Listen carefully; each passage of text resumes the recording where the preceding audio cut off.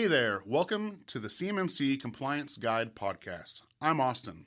And I'm Brooke. From Justice IT Consulting, where we help businesses like yours navigate CMMC and NIST 800-171 compliance. We're hired guns, getting companies fast-tracked to compliance, but today we're here to give you all the secrets for free. So if you want to tackle it yourself, you're equipped to do so. Let's dive into today's episode and keep your business on track. Well, Brooke, we had another CyberAB town hall, isn't that right? We did an October town hall. Awesome. Very cool. So we're here just breaking down the CyberAB town hall happenings and just kind of giving you our take on it, our hot take. And so that way, if you missed the meeting, the town hall, then you've got your updates. Absolutely. Just trying to narrow it down to a few updates that our clients really care about. Absolutely. So let's get into it. You shared with me a couple of the updates. So I'm just going to kind of tee up some questions to you that our listeners might have and let you answer them. Sounds like a winner. Awesome. Well, you said that the 32 CFR final rule has been published. Is that right? It has been published, absolutely. What happened there? What's changed? What do we need to know? Well, there's a lot that's changed, and so we'll have another podcast to go over the changes of the 32 CFR final rule. Okay. But the rule is final, and it goes in effect on December 16th. If you follow the number of days, it was going to be December 14th, but that falls on a weekend, so it's December 16th is the next Monday. So, but it goes. Assessments will be available on December 16th. So that also depends on the CAP process when it comes out. I think it'll be out before then. The CAP is the CMMC assessment process. Is a whole ginormous document that tells exactly how the assessors have to go through the assessment process. So, very good acronym there, the CAP. So the CAP 2.0 is supposed to be out, which will guide all that.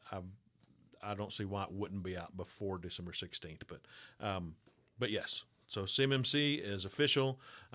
It will go into effect on December 16th, and assessments will be available, but not required yet.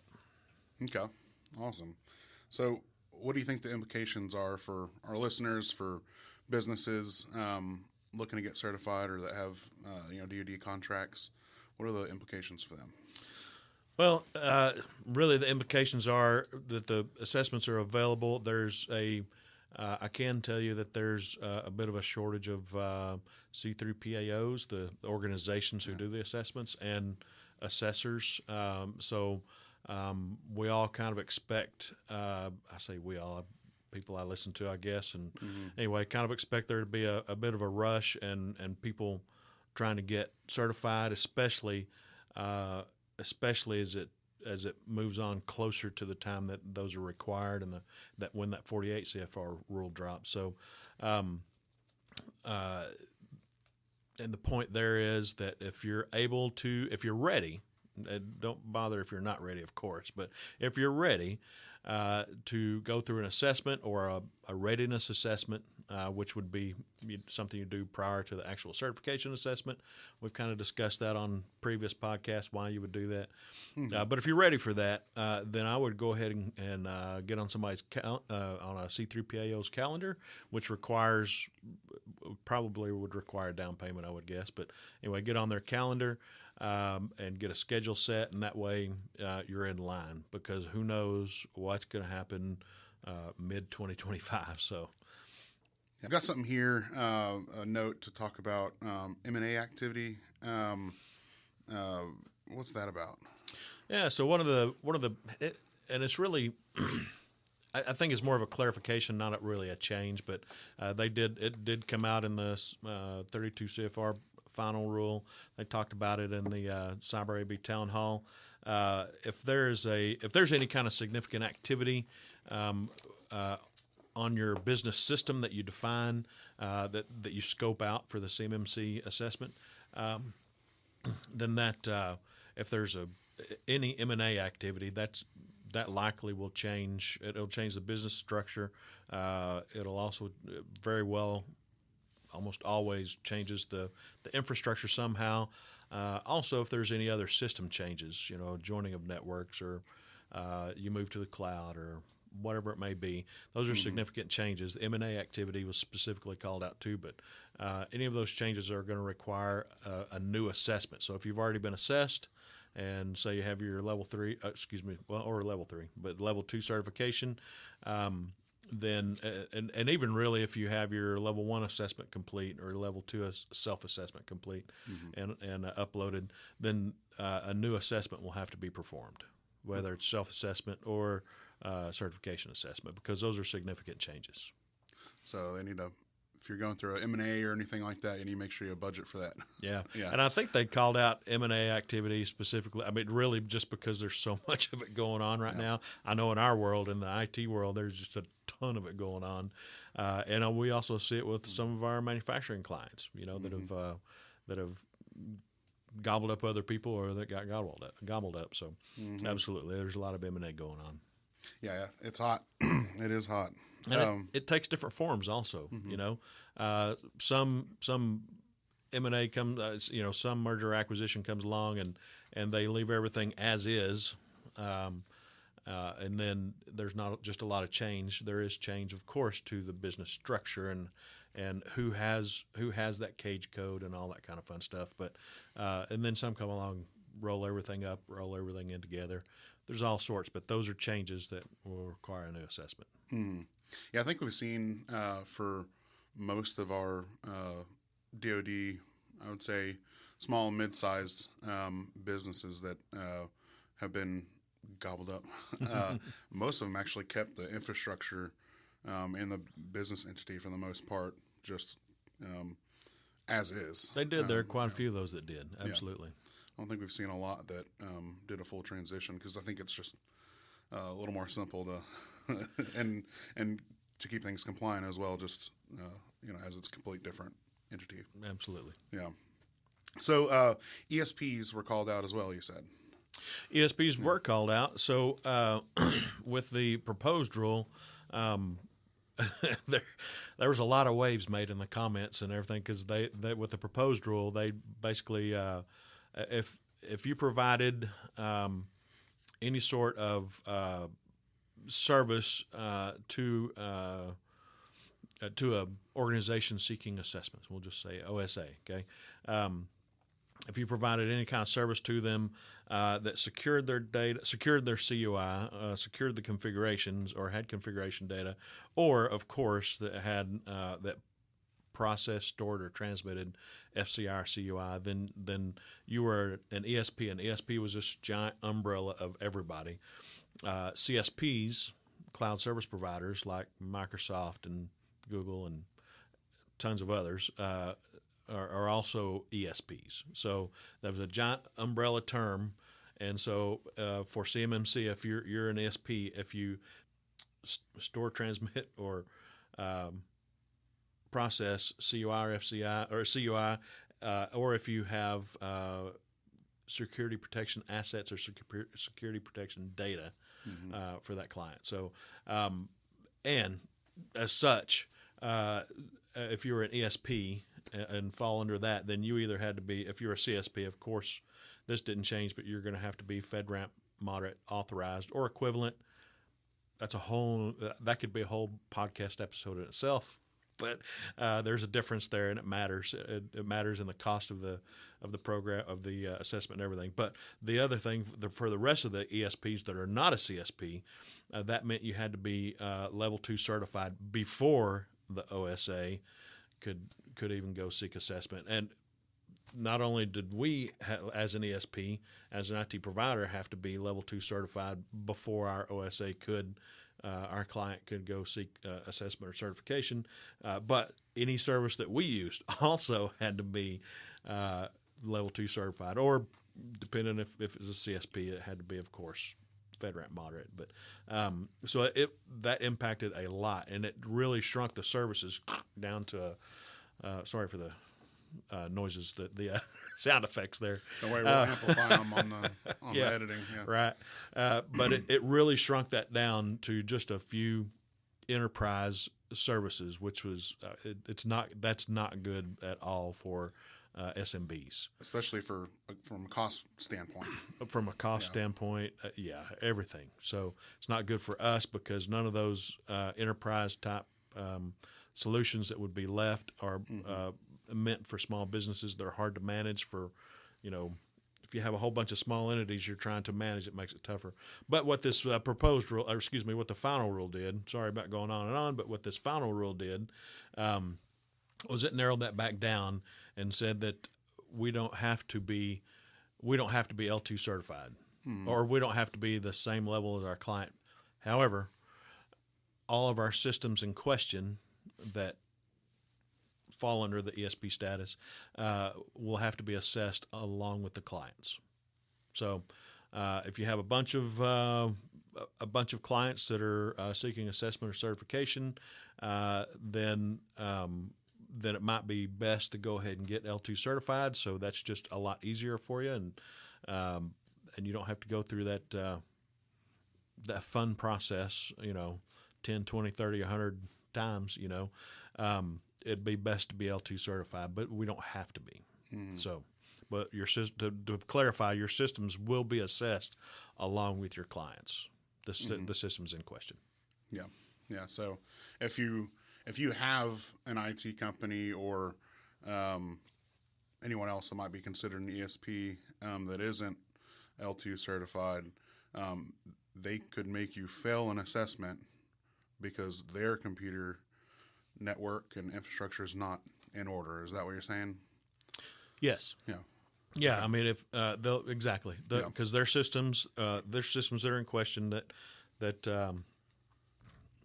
fall under the ESP status are going to be assessed along with that organization seeking assessment or certification.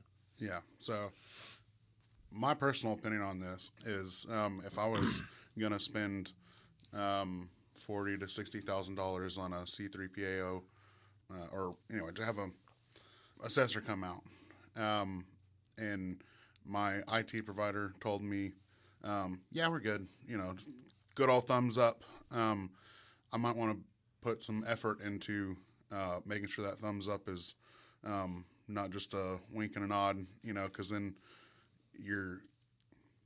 they're gonna.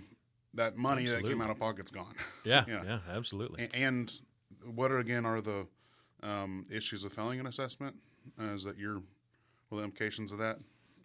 Well, the implications. So if you'll have a POAM for 180 days, and assuming now there are things that can't go on the POAM. So if you don't meet and can't fix the things that can't go on the POAM that you haven't been scored as met, then you've probably got a very limited time to be able to prove to the assessor that that control is actually met. So aside from those, if you have stuff that can go on the POAM, then you've got 180 days, and after that, you just lose your assessment. You have to go back through the whole thing again. If there was you can't be awarded a contract until you have that certification in place. So if you're depending on that certification to be able to get that next contract, then you're out of luck there. So it can impact the revenue, obviously. Obviously, yes, sir. So I think this is again just Austin Justice's opinion. This is watch out, y'all. We're getting controversial here, but what I'm trying to say is I think this is a good change ultimately because it allows for nuance, but what it does effectively is shifts the burden to the entity seeking certification, or liability rather. So because otherwise, if your ESP is certified, then you're just good to go. If they're not certified and they're giving you the thumbs up and you're seeking certification, then that introduces a liability for you. Would you agree with that? Yeah, it does. And it really all goes back to something we've said, I think, in every podcast, all the hundreds of podcasts we've done, not really, just the few podcasts that we've done so far. it goes back to something we've said in every one is preparation. Yeah. Preparation. You've got to prepare it. You've got to document. And so part of that preparation is making sure all the pieces are ready to go. And part of those, if you have an IT provider, an ESP that helps you out, then part of that process is going to be making sure that they're ready as well.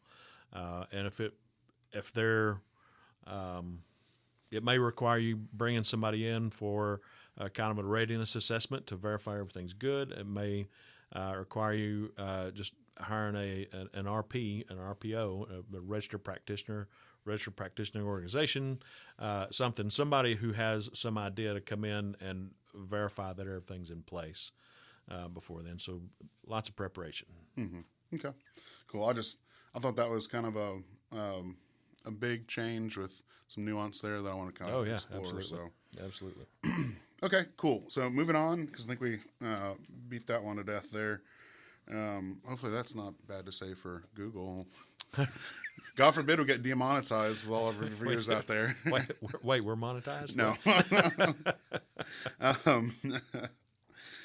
So the 48 CFR proposed rule revision, what happened there? The 48 CFR? Yeah. Yes, sir. That proposed rule, it's proposed right now. It went through the comment period. So whenever it's expected to go, if you follow the process if you do the average number of days and all that kind of fun stuff, really it would probably be the end of next year before we see the final 48 CFR rule. What I'm hearing though, what everybody kind of says is that, and CyberAB said this, I believe, in that meeting, is that they expect it early to mid 2025, which is a little bit quicker than normal, but it's pretty simple. It's just the 48 CFR rule is what puts the 32 CFR rule that went final. It's what puts that in place on contracts. So CMMC is official. The 48 CFR rule takes that official CMMC program and puts it in place on contracts. So when it goes final, there'll be a period. There'll be 4 phases. Every phase starts a year after the beginning of the one previous. So phase 1 starts, it'll go for a year. Phase 2 starts, goes for a year. Phase 1 are self-assessments basically, and they did leave some wiggle room in all these. So they left some wiggle room to say that we may require self-assessments. But there may be some contracts we choose that we say these have to have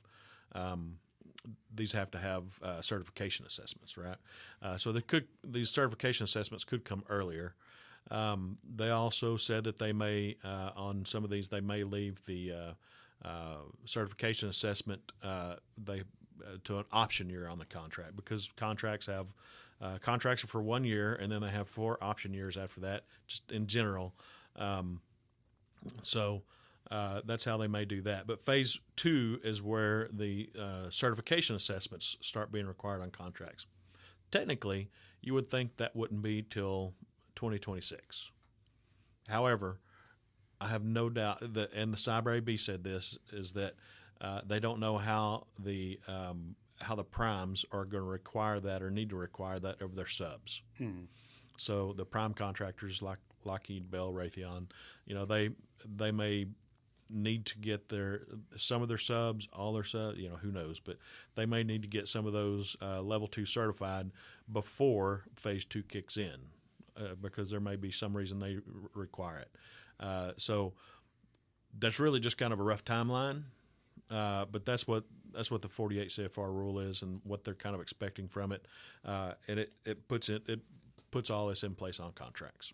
What would you say if you're, running a business out there, you're seeking assessment or soon to be, what is the takeaway for that for you? Like, what would you do now? you can in terms of the 48 CFR. In terms of the 48 Yeah. CFR rule. Oh, okay. As far as in terms of the 48 CFR rule, really that's when the rubber really meets the road. I mean, once it's required on a contract, you have to have that.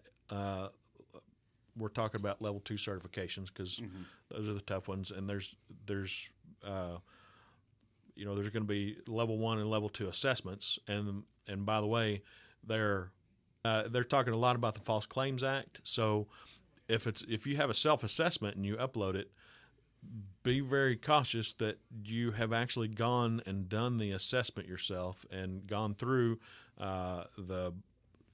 for instance, for level 2 self-assessment, gone through the NIST 800-171 A, which is the assessment guide. So make sure you've gone through that. Make sure you've assessed yourself properly. It's not just a check. I meet it. Check. It is not that at all. So you've got to go through that. You've got to do it. They're very serious about the False Claims Act. So that said, the examples they have out there with I know I'm kind of getting off on a rabbit, but the examples they have out there of False Claims Act being enforced. There's some universities that that they didn't just mess up and say, well, we did this and this is how we did it, and the government said, well, that's not good enough.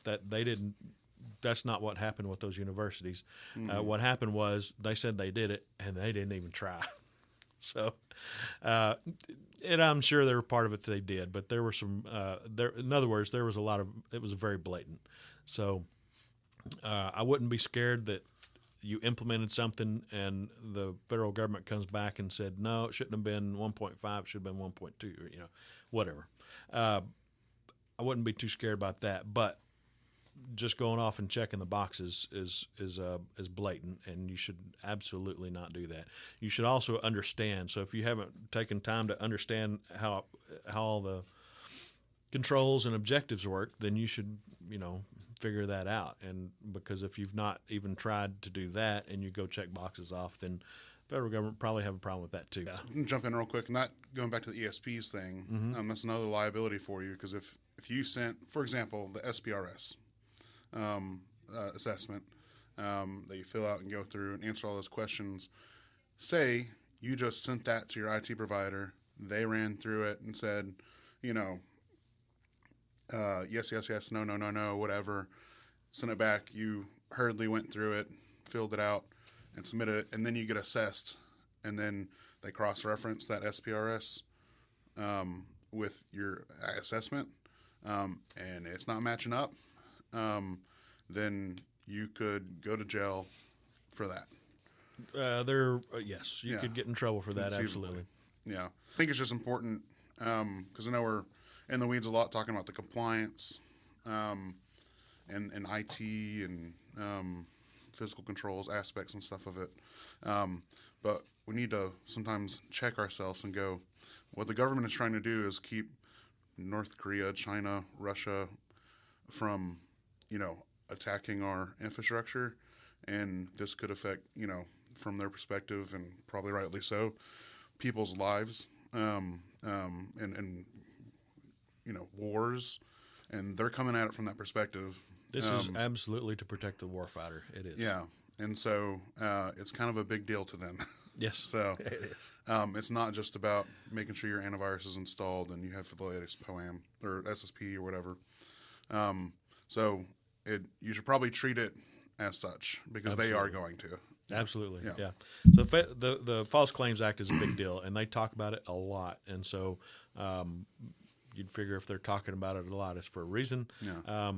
Be warned. Yes, be warned. If they're telling you. Right, yeah. To go back to the 48 CFR rule, really what people need to know now is that it is coming. The 48 CFR rule will probably be out a little earlier than it otherwise normally would. They're trying to hold to their timeline. They're trying to get all this stuff done. And even though, the timeline, if you follow everything out, probably 2026, early 2026, when they'll actually be required on contracts, then that doesn't mean it won't be required earlier by a prime. and so and it takes, if depending on where you are in your journey, with all the clarifications that have been made, even if you thought you were compliant, there may be some question now, and you may have to go back and fix some things. So all this stuff can't happen overnight. So projects to move to the cloud, projects to upgrade servers, or whatever there may be needed. All those take time. So don't wait. You need to get on that train and start getting those things done. Yeah, absolutely. And I think that would go back to preparation. I mean, yeah, it's all preparation. yeah. That is, I think we should maybe rename the podcast to prepare. Okay, cool. So does that do it for the 48 CFR? Yes. Okay, awesome. So I think you already talked about it, but I had a note specifically to reference the rollout timeline. But do you think we kind of covered that sufficiently? We did. We kind of went over it, or we did go over it, and I think that was pretty sufficient. There's 4 phases. Mm-hmm. Each one starts a year after the one previous began. Mm-hmm. That said, there are some caveats, some fairly important caveats. So who knows? The main one being, there's a lot of people a lot of companies that are subcontractors of primes. Mm-hmm. And that ball is up in the air. Who knows when you're going to be required by the prime to be L2 certified? So yeah, okay. I'll tell you what, we'll do this, Stacy. We've got that 48 CFR PDF that we put together. That's free information for people. We can drop that below, a link to that, so that way if anyone's curious about that, and it's got the timeline kind of estimated in there, we'll just put that, and that's all free information. We'll put that in the description. That's good. Yeah. The only other thing I just thought of that they kind of mentioned at the CyberAB town hall, but is also in there is flow down. Is you are required. The primes are required to make sure all their subs are whatever level they need to be. Mm-hmm. Level 1 self-assessment, level 2 self-assessment, level 2 certified, which is level 2 C3PAO is what they call it, or level 3 C3PAO. So the primes have to make sure their subs are at the proper levels, have the proper assessment in place or the proper certification in place. But that also means that all the subs have to make sure their subs have the appropriate assessment or certification. So depending on if you are a sub and you find out you have to be level 2 certified, then you have to figure out your subs. Do you send any FCI or CUI to them? Then they're going to have to be at the same level as you. Technically, if you just send them, I'm sure there are some situations this might be, but if you just send them FCI, which would be non-public contract information, basically, if you send them FCI but not CUI, then it's possible if you're level 2 certified, they may only have to be level 1. But in general, all the situations I could think of, if you have a sub and you're sending them any of that CUI, anything that could be construed as CUI, if it's done in performance of that contract for the federal government, then it's probably going to be called CUI. So they'll all have to be. You have to make sure that they're got the right certification. Mm-hmm. So it all flows down. You say it all rolls downhill, I guess, but definitely that flow down rule is a big one. So remember, preparation is key. If these changes feel overwhelming, feel free to reach out to us. Call, email, text, comment, please. Also, as always, we want audience involvement on the show. Obviously, we don't do this live, so there's no phone to dial in. But if you just drop in on the comments, if you email us, text us on our the numbers on our website, CMMCcomplianceguide.com. Get us your question. We'll answer it here for free, so you don't have to pay us or anybody else. So we're happy to do that and encourage it. So absolutely. Thank you guys for joining us today, and I think that's it. All right. Have a good one.